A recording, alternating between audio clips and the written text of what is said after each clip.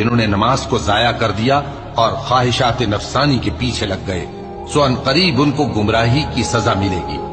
ہاں، جس نے توبہ کی اور ایمان لایا اور عمل نیک کیے تو ایسے لوگ بہشت میں داخل ہوں گے اور ان کا ذرا نقصان نہ کیا جائے گا،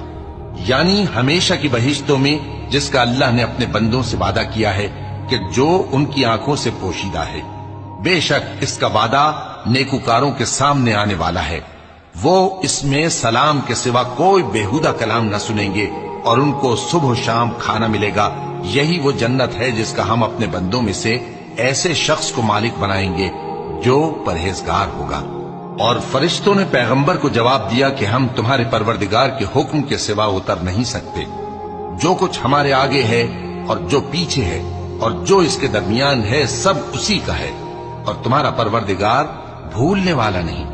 یعنی آسمان اور زمین کا اور جو ان دونوں